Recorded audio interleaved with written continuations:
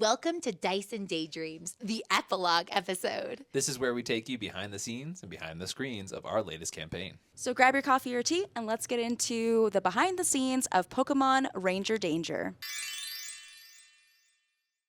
You might notice that this is a much more casual hangout. We are so excited to sit down with you and just kind of chat about the campaign, and you can hear more about it from us. Now, you might know us really well. Hi, Mom. But if you haven't met us before... Very Pokemon of you. We're excited to meet you. And so let's just quickly introduce ourselves. Hi, my name is Louis Stardust. I am an alternative model, cosplayer, internet personality that does a lot of Magic the Gathering and tabletop games, notably Scry Babies, and I'm 1/3 of Dice Daydreams. Hey, I'm Ian, also known as Comedian MTG Online in certain places. I am a Ttrpg player as well as a professional Magic player and professional Magic coach. But I've been doing Ttrpg work for a very long time, and I'm excited to see it on camera. And I'm also a third of this lovely channel we've got going on here. I love it. And I'm Anna Margaret. I'm a nerdy lifestyle creator and character actress, and I just love playing pretend, and I'm so excited to tell these stories with y'all. Yeah. I'm thrilled to be 1/3 of Dice Daydreams, and we're really excited to chat about this campaign because it was such a cool way to start this channel. Absolutely. So fun. Yes. So it was super fun having our very first game be like including an IP that we all really love. Oh, yeah.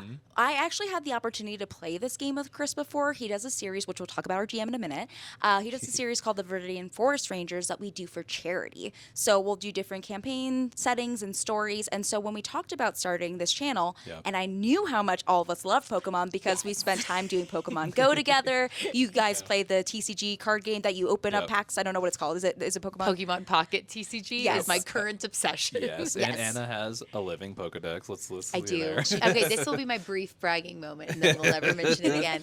I have every single Pokemon. It's kind of impressive. Home. Every single one. I had to literally take off my cardigan before we recorded. I was like, I need to show off my Pokemon tattoos. I know, we're sitting here with all of our Pokemon tattoos in the chat, too. So we like Pokemon. So when we were talking about what we wanted to do, I knew that Chris Tung from Pink City had a fantastic reskin of D&D 5e as Pokemon, and I thought this would be really fun, and we got a chance to do it during PAX Unplugged is when we filmed.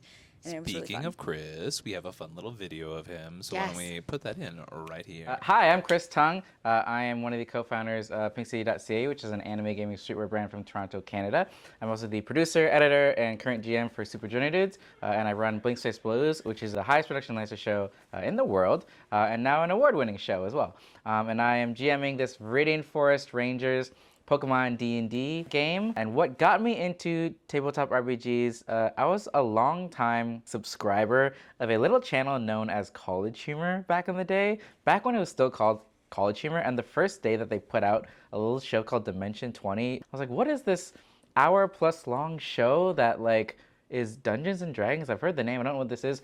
Watched it, fell in love with actual play as a genre, and then I went off the deep end. I loved looking into D&D and surrounding tabletop RPG games that were popular and learning to play them, and over a couple of years, I was hooked. As for Pokemon, one of the first games I ever got as a kid was Pokemon Gold. My older brother got Pokemon Blue before I did, and I just watched him full jealousy and rage in my soul as he played that, and I just got to watch. But yeah, I got Pokemon Gold. I watched the show as a kid. It was, I think, one of the first animes that I ever watched as well. And look at me now. I'm a full-fledged, fully tatted Yakibo and Mega Tyranitar and a Samurai Scyther. I'm wearing a Rocket shirt. Pink City, we've done some Pokemon designs as well with our brand. So now I'm a full-fledged Pokemon nerd. Absolutely something I've been obsessed with pretty much the majority of my life.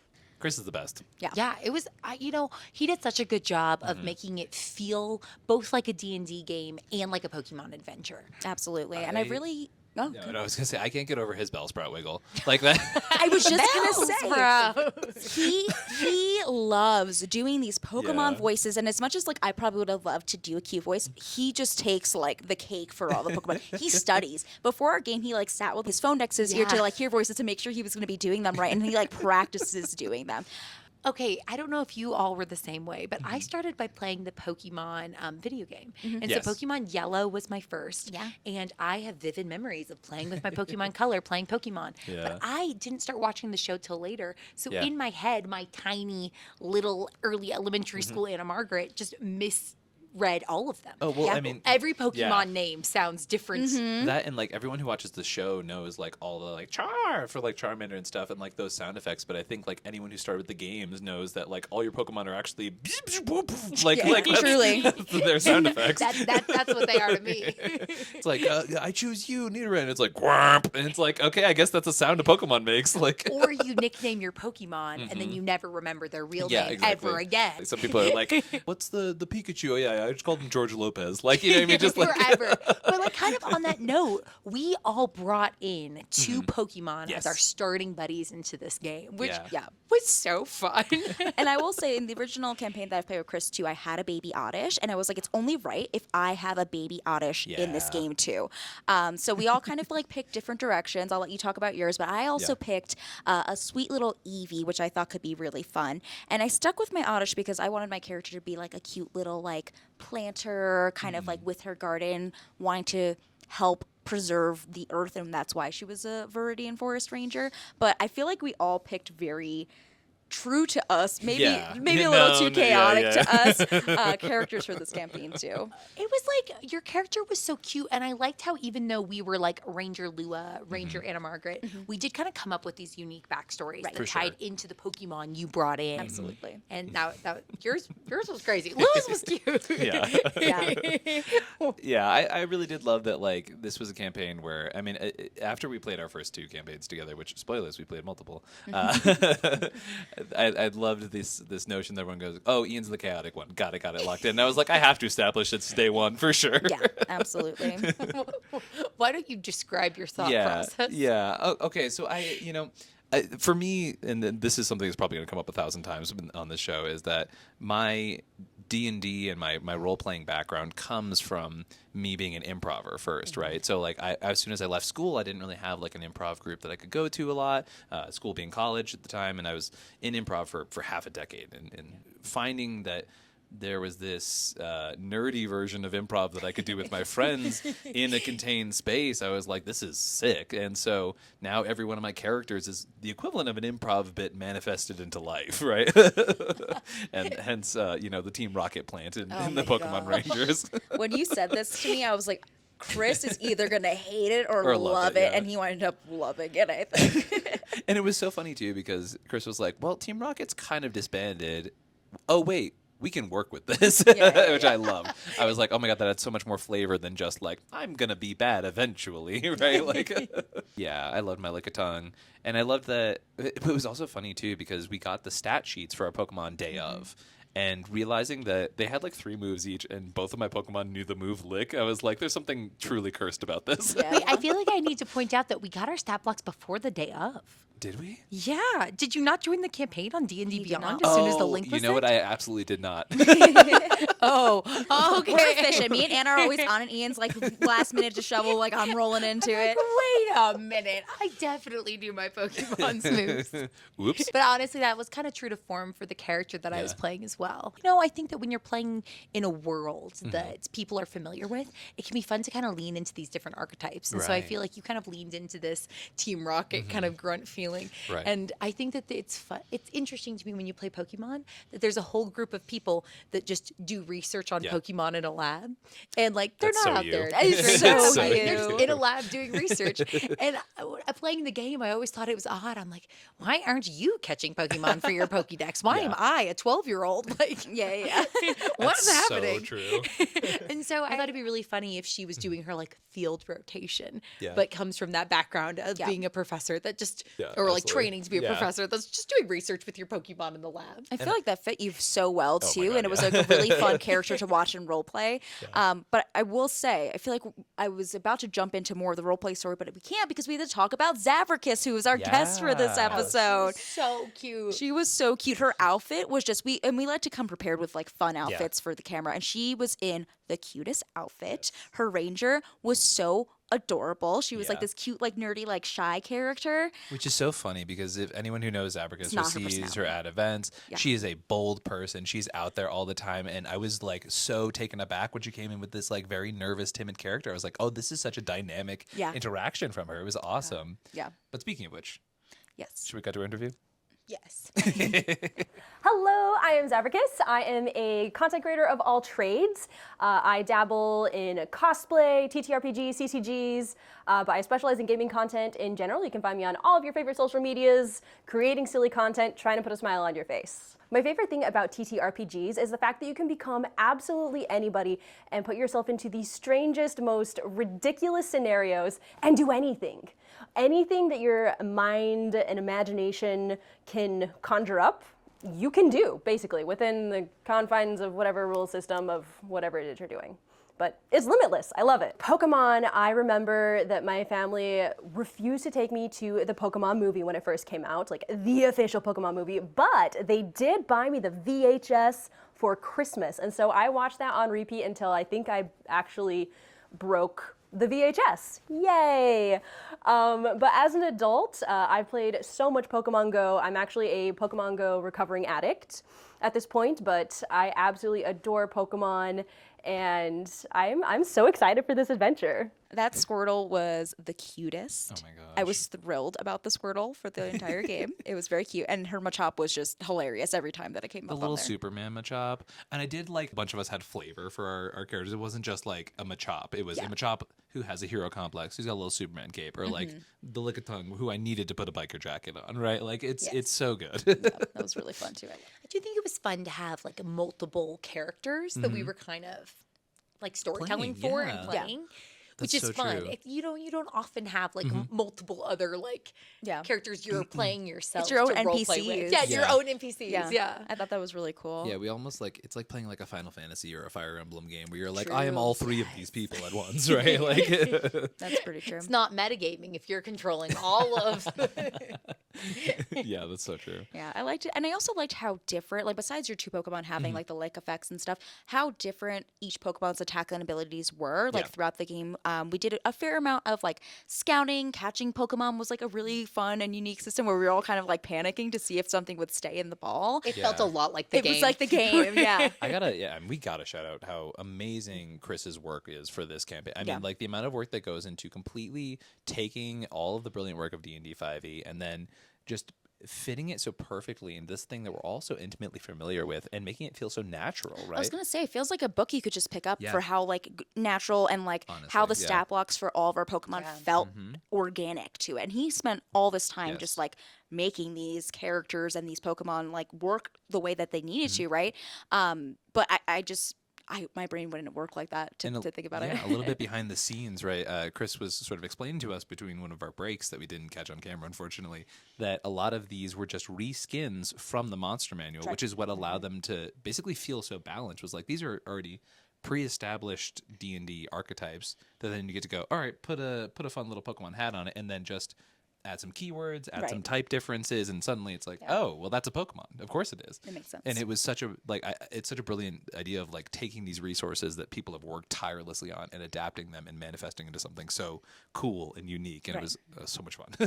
I really enjoyed that.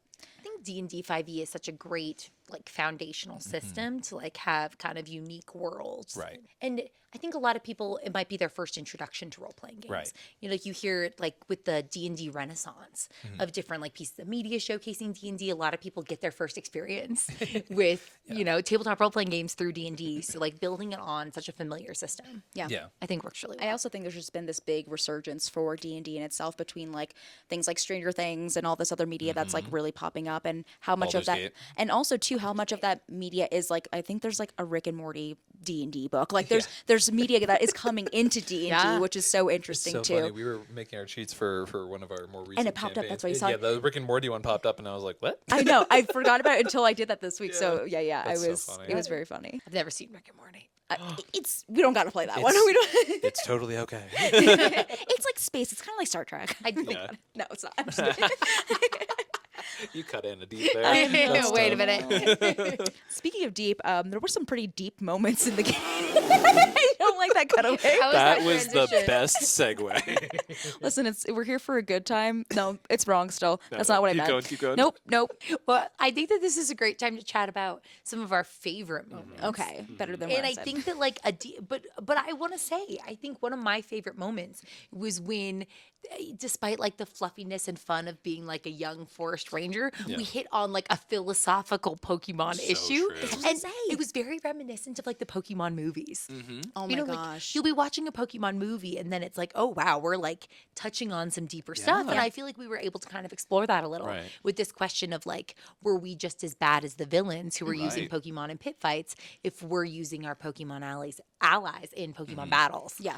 Yeah, it's such an interesting thing that gets explored in like the later games. And I remember all of us sort of talking about this as we're going through the campaign, and then you and I specifically going on a tangent about like the 5th generation Yeah, Pokemon yeah, game. 'cause they and literally how talk about this. deeply they explored Yeah. that, and then they were like, oh, but also he's trying to blow up the world, so we're going to minimize all of the I character know. growth. Well, and that was the one where he like takes you on the Ferris wheel date, and I was like, he's convincing me. Like, here we are on this Ferris wheel date. Our Pokemon, like, we're basically dating. Can we explore the date thing? Because you and I talked about that.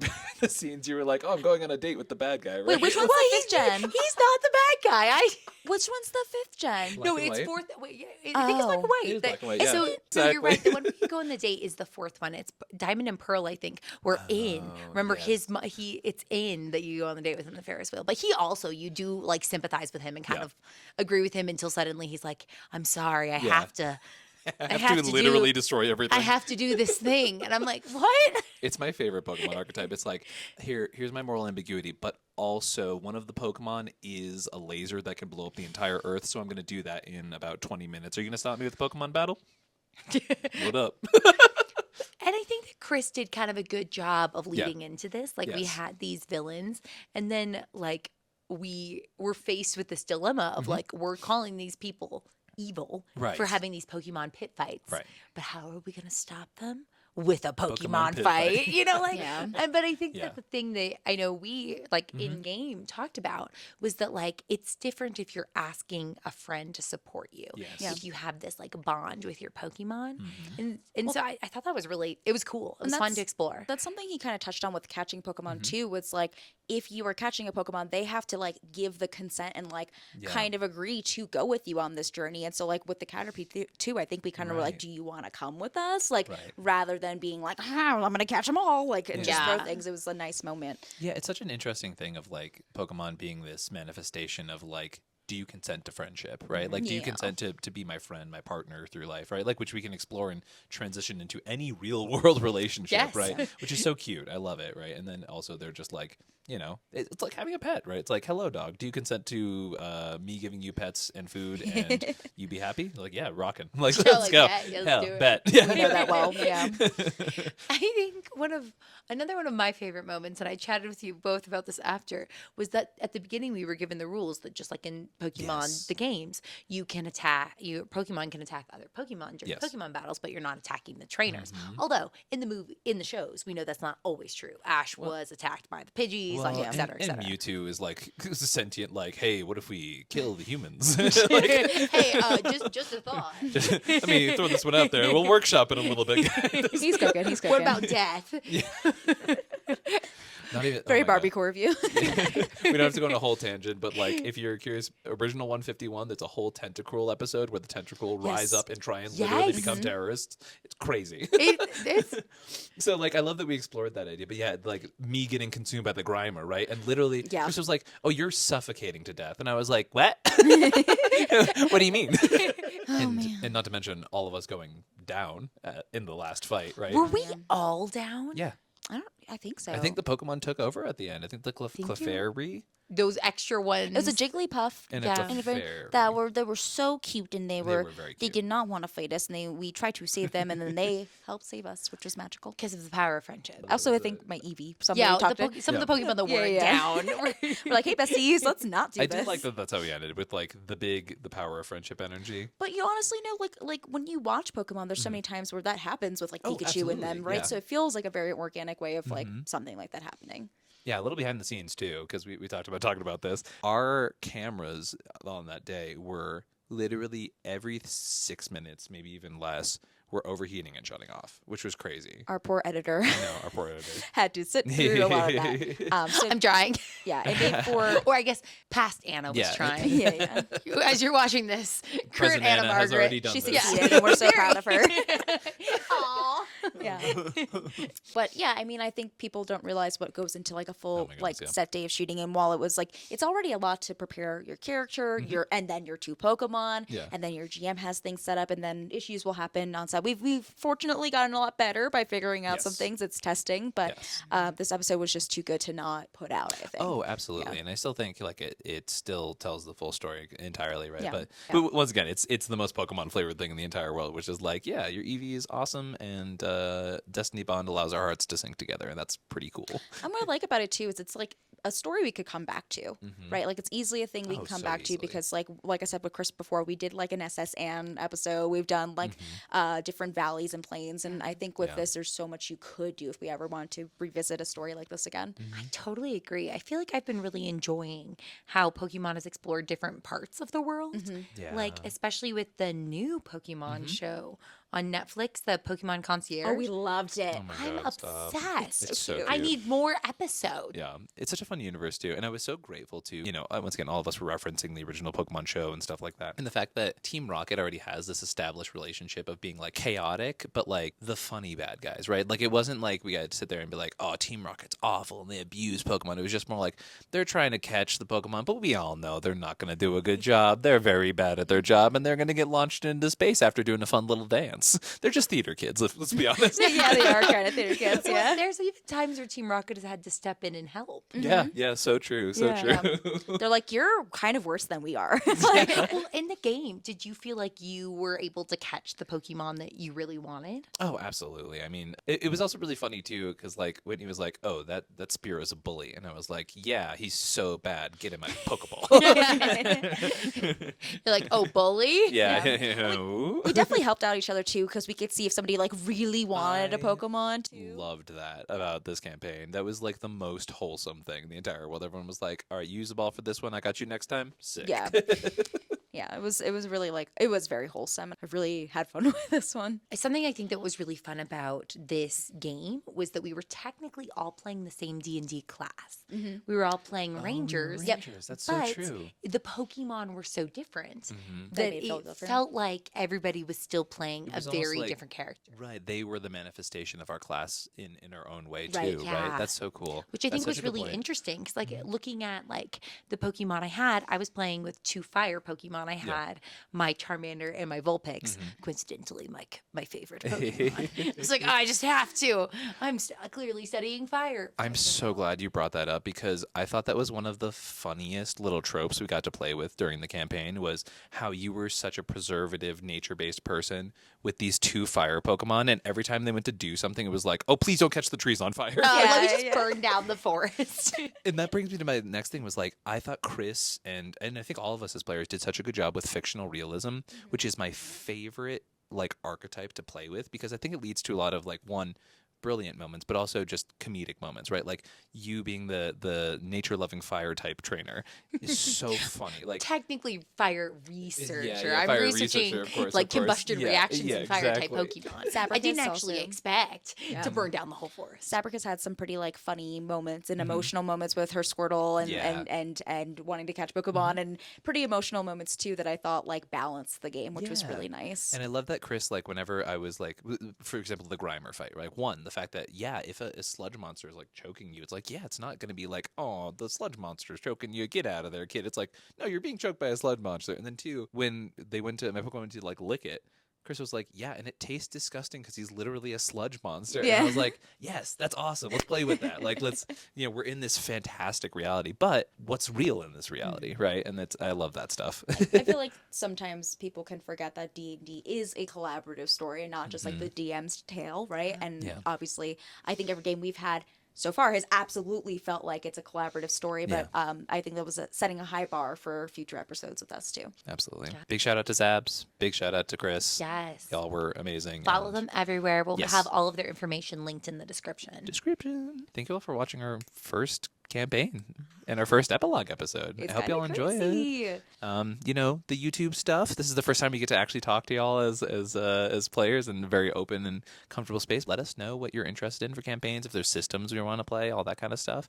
Comments are a perfect place for that. Now I'm going to say we're a couple months out. Things move very crazily in TTRPG world. So We're basically time lords because Yeah. there's a lot of time travel involved of when the game happened, when this was filmed. yeah. But future Lua, Ian, and Anna Margaret will look Exactly. in the comments and would love to hear kind of what type of stories you enjoy. Yeah. Or if there's familiar worlds that'd be fun to role play and Absolutely. explore. We offer a lot of systems between the three of us, and I Mm-hmm. know there's a lot of adventures we're going to be diving into. While, you know, we did a D&D reskin, there will be some traditional D&D in your Mm-hmm. Yep. future. There will be lots of other dice roller type of games, Oh, maybe yeah. some spicy, scary stuff, maybe some cute and cozy stuff, because we are Dice and Daydreams after all. Absolutely. And yeah, let us know what you think and what you want to see more from. And join us for our next campaign, I'm so excited. where I jump in the DM seat and run a game of Honey Heist. Do you think you can handle a sneak peek? Okay, here we go. Honey Heist is a very silly and very stupid game, and I'm so excited about it. Yes. So we could be really convincing bear. I'm a little bit of a thief and I might have a little bit of an accent. Guess it's time to get back out there. Bolts. We have to unlock them, right? Knock out a security guard and steal their outfit. Perfect. What if they, we aren't staff? We need shirts. Because we're bad.